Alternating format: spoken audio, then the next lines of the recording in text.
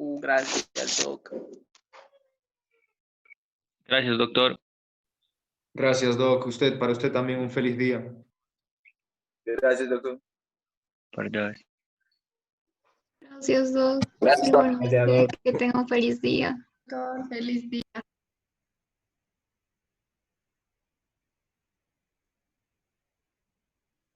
Gracias, doctor. Gracias, nos vemos en la siguiente clase. Muchas gracias, doctor. Bueno, gracias igual. Gracias, doc. Igualmente.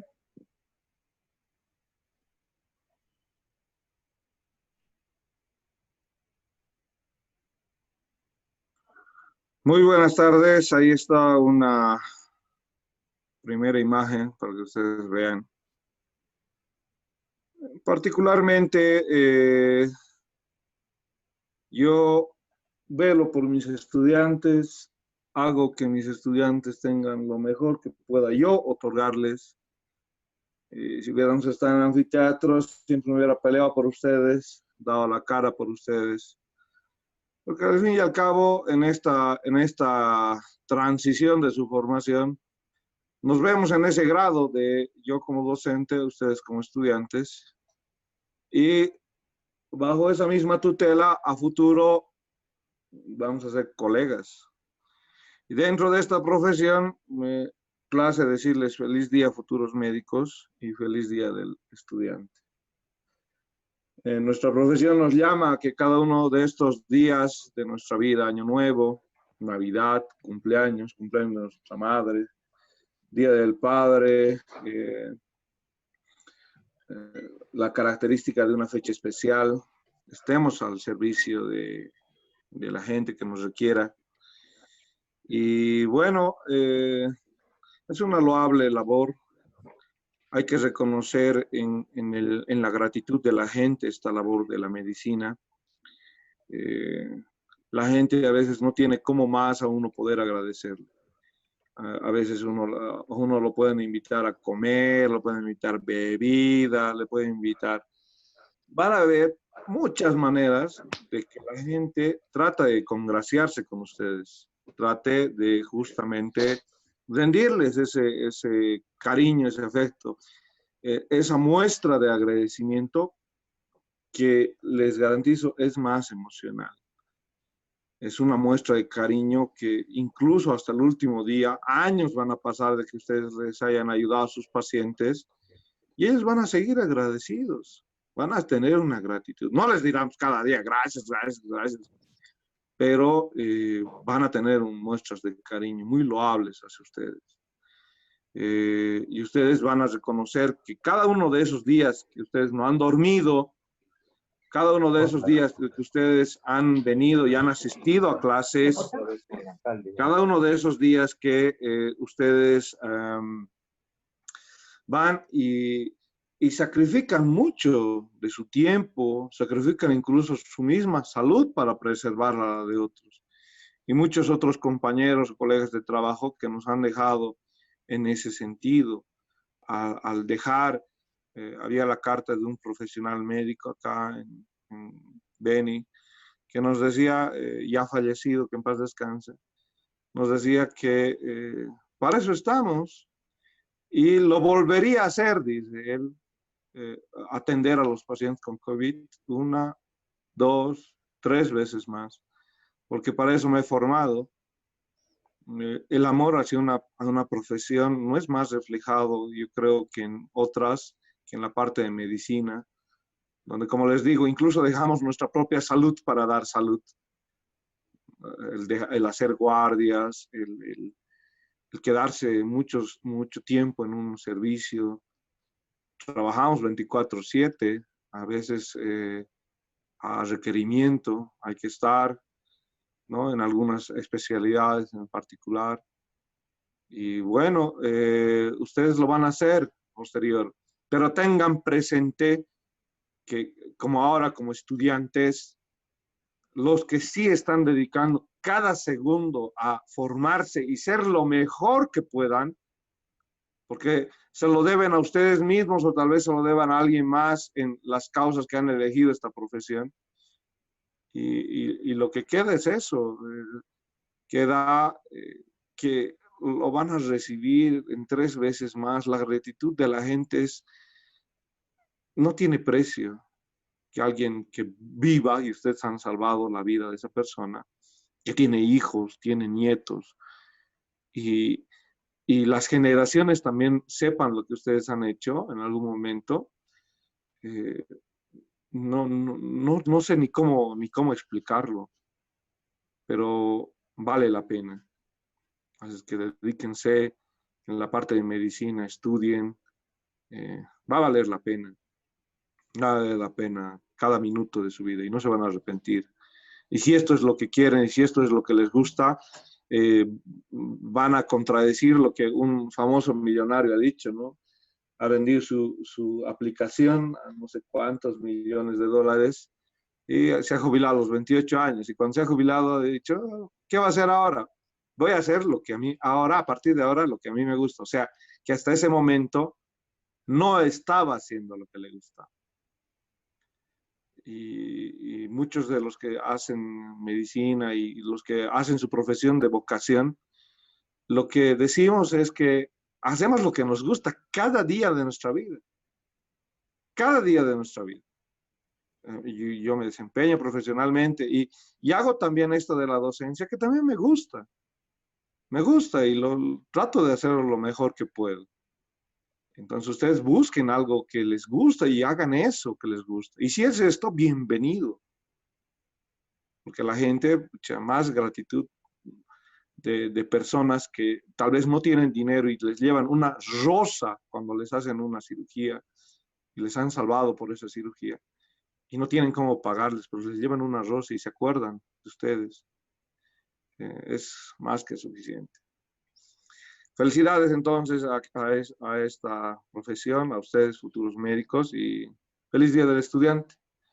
Bueno, yo creo que ser estudiante en la vida, en la escuela de la vida, todos vamos a ser siempre estudiantes. Yo también me considero un estudiante de la escuela de la vida, que yo aprendo de ustedes, aprendo de mi profesión, para ser mejor, les he dicho. Mientras mejores personas seamos, también mejor podemos hacer esta profesión, porque lo que atendemos es personas y necesitamos mejores personas.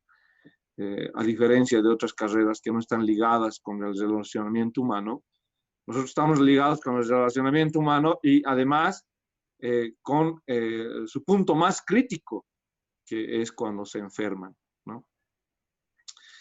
Bueno, muchachos, empezaremos con la parte de periné.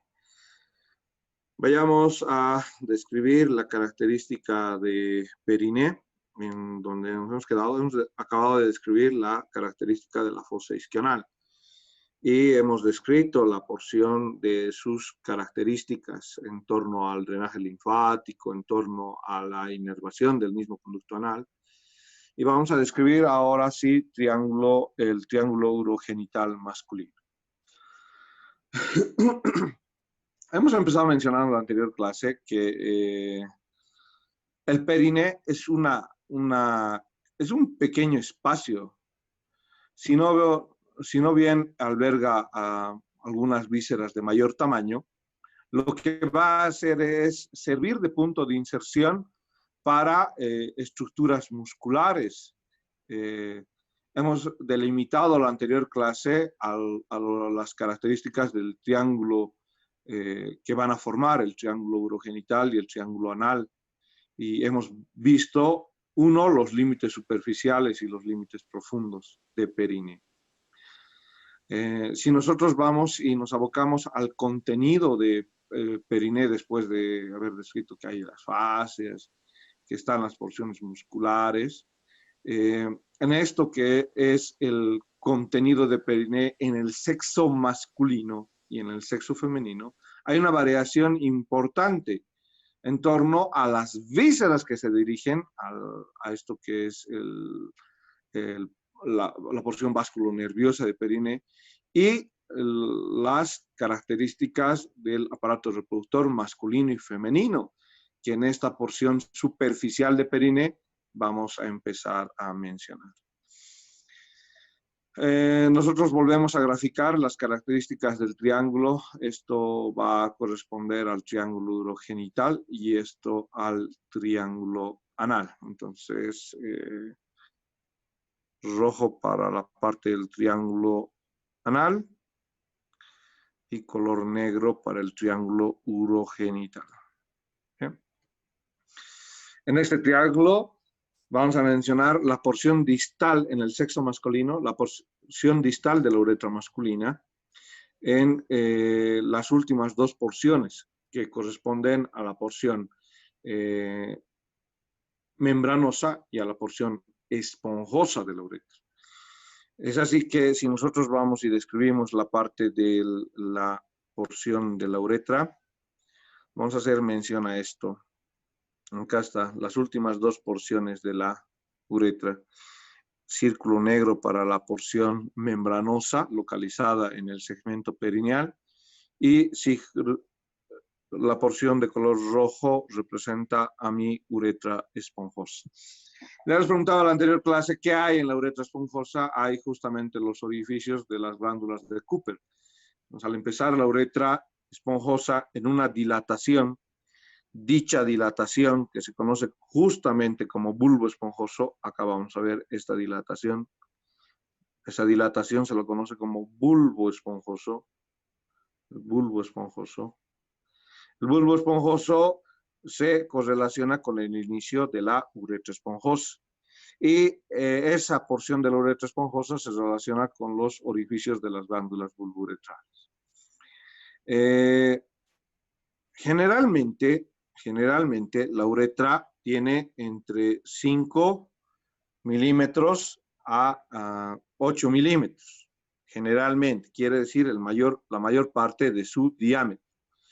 Pero justo en las porciones, va a tener porciones que van a estar más dilatadas. Una de ellas es la fosa navicular, que está a la altura del glande. Y esta fosa navicular tiene un diámetro entre 1 centímetro a 1.3 centímetros. Si bien no lo aclara Kay Moore el diámetro de la fosa navicular, les estoy diciendo, tiene 1 centímetro de diámetro a 1.3 centímetros. Entonces, de la misma manera que la fosa navicular, voy a tener otra fosa, se llama intravulvar. Entonces, vamos a tener que a nivel de la porción esponjosa, a nivel del bulbo del pene, acabo de hablarles cuál es el bulbo del cuerpo esponjoso. Y esa dilatación se la llama mi fosa intravulvar.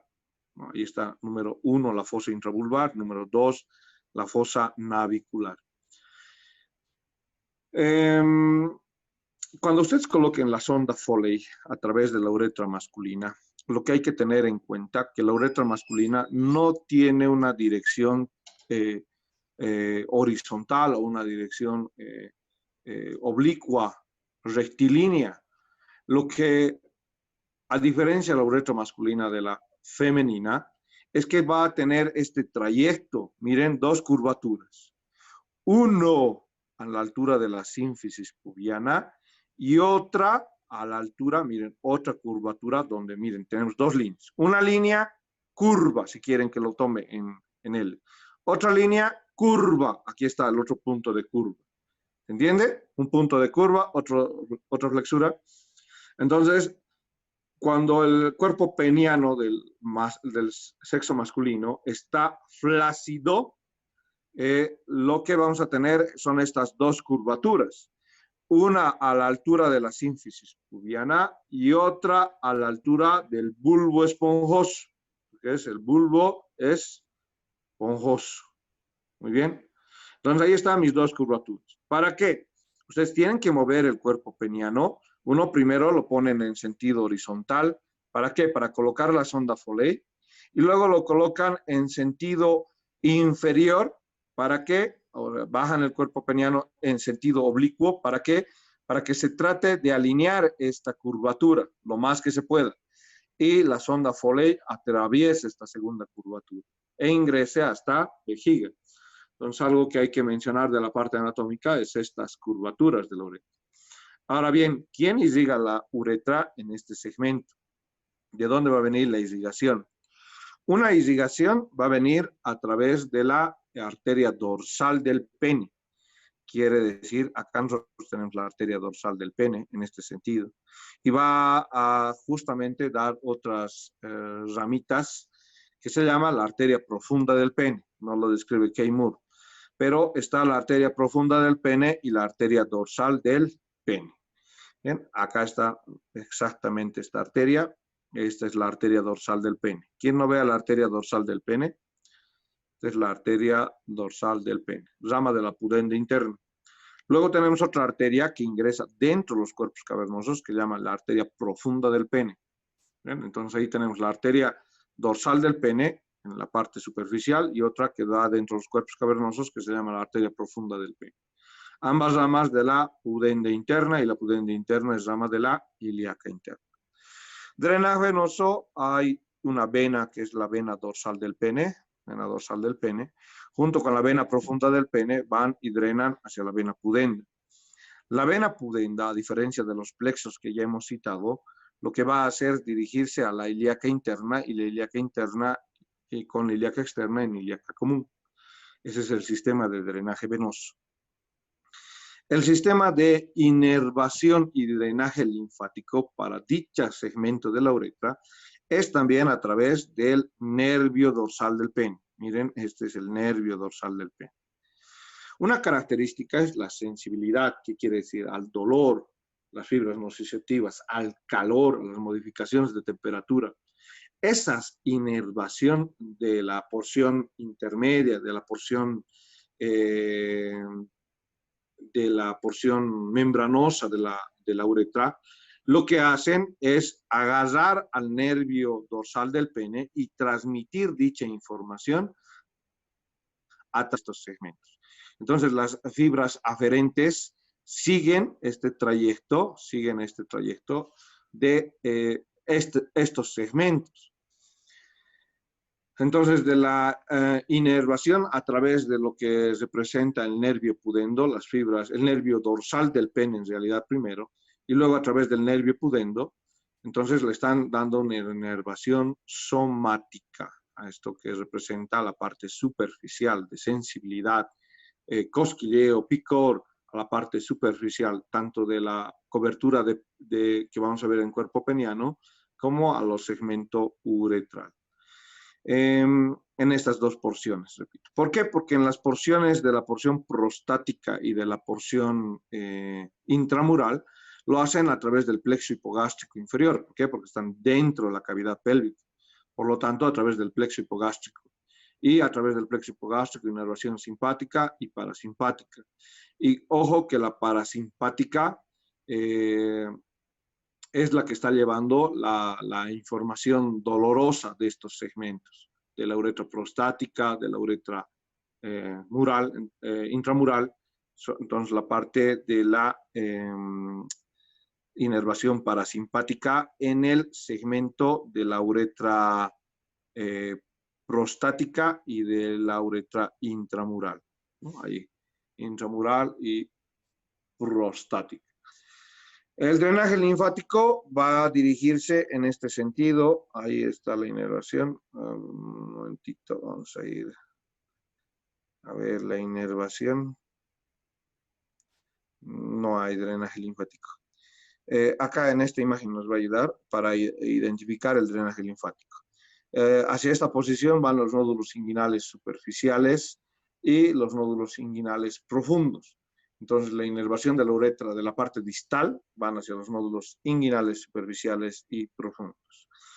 Junto con esta descripción de lo que es la uretra, vamos a hablar del pene y vamos a hablar del escroto. Para recordar escroto, ¿por qué? Porque ya lo hemos hablado en la parte de la pared anterolateral del abdomen. Esto que estoy pintando de negro representa la piel del escroto, la piel del escroto. No se olviden que al medio de ambos testículos, la piel del escroto va a formar un rafe escrotal. RAFE escrotal. Ahí está el RAFE escrotal. Ahí está el RAFE escrotal. Y a través del RAFE escrotal perineal, los tejidos profundos también dividen en dos compartimientos para que separarlo cada testículo. ¿Qué quiere decir?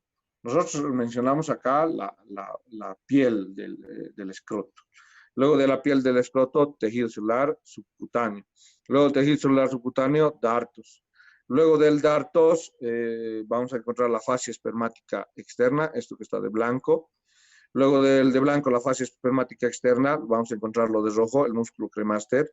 Y luego la fascia espermática interna, esto estamos recordando. Luego de la fascia espermática interna, vamos a encontrar a la túnica albuginea. ¿Recuerdan? Esto que está de color celeste representa la túnica albuginea. Túnica albuginea en su hoja parietal, túnica albuginea en su hoja visceral. Incluso creo que les he hecho buscar qué es el hidrocele, ¿no? Cuando un individuo tiene un golpe, puede hincharse la porción testicular. ¿Por qué? Porque acá se acumula líquido entre las dos hojas parietal y visceral. Y eso constituye el hidrocele. Luego lo de blanco representa mi túnica albuginea. Túnica albuginea. Bien, entonces eso para describir, no se olviden que la túnica albuginea genera estas tabicaciones dentro del testículo, ¿no? Entre los túbulos seminíferos. Muy bien, eso en relación a las capas de escroto. ¿Quién va a irrigar la parte de escroto? ¿Quién va a dar la irrigación? La misma arteria pudenda, acá tenía la pudenda, dando esta irrigación. Miren lo que va a hacer la pudenda. Acá esta arteria, que es rama de la pudenda interna, constituye las arterias escrotales posteriores. Arteria escrotal posterior. Entonces la irrigación de escroto viene de la arteria escrotal posterior, rama de la pudenda interna. Tengo que aclarar esto porque la escrotal anterior no viene de la pudenda interna.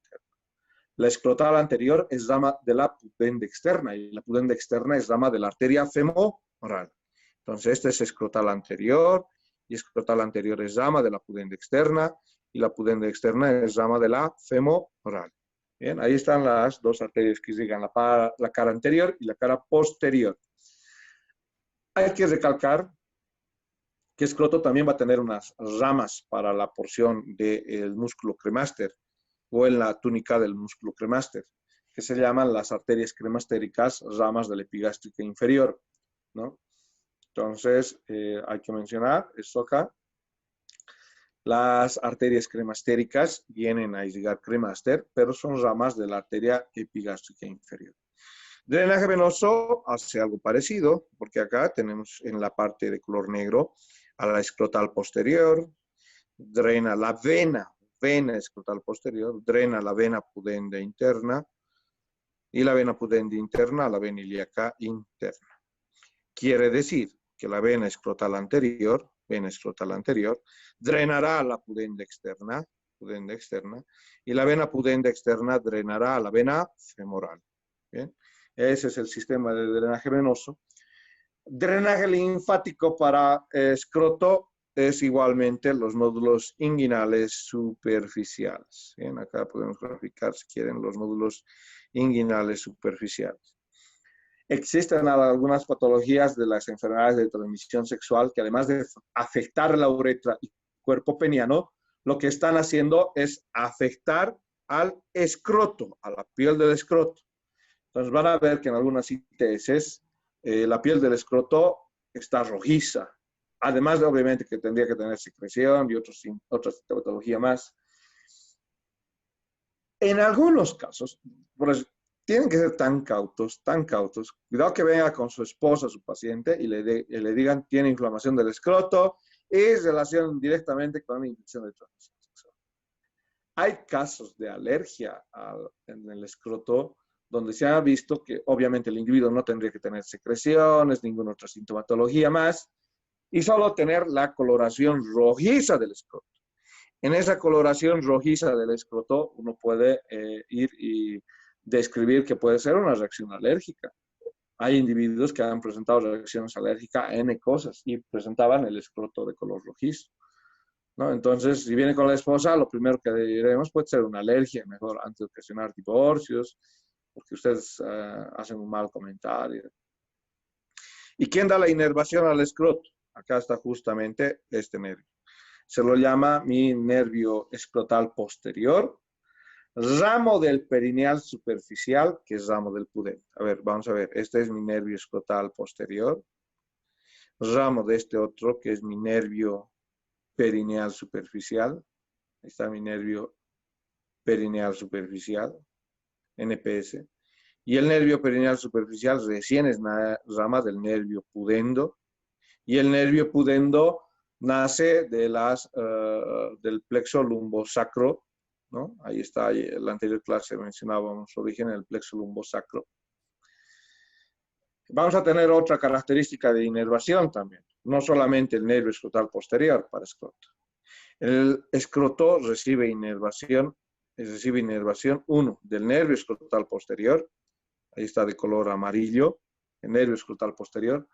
Recibe ramas de los nervio cutáneo femoral posterior, aquí está el nervio cutáneo femoral posterior, nervio cutáneo femoral posterior. Luego, además del cutáneo posterior, va a recibir ramas del nervio escrotal anterior. ¿Y de dónde es rama el nervio escrotal anterior? A esta parte. A ver, vamos a ampliar esta imagen. Y la mitad, si quieren, de la parte de escrotal, esta mitad va a ser inervado por este nervio, se lo llama escrotal anterior. Son derivados del nervio ilinguinal y mismos ramos escrotales anteriores que va a dar el genital, rama del génito femoral. Entonces, escrotal, nervio escrotal anterior. Son ramas de L1, ilioinguinal, y de L2, el génito femoral, ¿no? El génito femoral va a dar escrotales anteriores. Entonces, eso para el plexo lumbar, ¿no? ¿Recuerdan? El nervio ilinguinal, L1, genital, del génito femoral, L2, del plexo lumbar, y esta otra mitad del plexo sacro, como es la rama del pudendo. ¿Qué más en relación a la característica de escroto para inervación? El dartos también va a recibir inervación, al igual que la porción superficial. El dartos es un músculo. Entonces, el músculo liso, en respuesta a estímulos fríos, lo que va a hacer es que el escroto realice a través del dartos una contracción refleja y la característica de preservar el calor, ¿no? Entonces el dartos lo que hace es contraerse y llevarlo a la altura del anillo inguinal superficial al testículo. ¿Por qué? Porque hemos dicho el testículo está por fuera del cuerpo para mantener el -1 grado centígrado de la temperatura corporal y así se puede realizar la espermatogénesis. Entonces el dartos lo que hace es ser inervado por fibras del sistema autónomo, que generalmente son simpáticas. Simpáticas. El dartos recibe fibras simpáticas. Y el simpático colabora con la termorregulación, su contracción en respuesta al frío. Eso para pregunta de examen del dartos. ¿Qué más en relación a escroto? Ahí están arterias, venas, nervios, nódulos linfáticos, los inguinales superficiales, decíamos. Bien, vayamos a describir la estructura peniana. Vayamos a hablar de pene. ¿Y qué vamos a hablar de pene en primera instancia? Órgano que permite el coito y donde va a discurrir esto que estoy colocando en círculo negro. Eso de círculo negro es la uretra. ¿Quién no ve la uretra masculina? Ahí está la uretra masculina. Bien, su examen escrito es este día viernes, si no me equivoco, o el lunes. Escobar, ¿es el viernes o el lunes el examen? 28. El viernes, lunes, ¿no? ¿no? El viernes. Y ¿El viernes qué es? El práctico. 25, no. Nosotros tenemos el práctico el miércoles 23. Miércoles 23. ¿Y el teórico es este viernes 25? Sí. ¿No es el 28? No, el 28 es lunes. Ya. Sí, no, me estaba confundiendo de fechas. Ya, entonces, ya saben, ahí está la porción de la uretra masculina. Entonces, para dicha descripción, el pene lo que está haciendo es alojar a esta uretra en su porción justamente membranosa y la porción sobre todo esponjosa, no más que si la membranosa, no la membranosa, la esponjosa está alojando. ¿Y por qué se llama uretra esponjosa?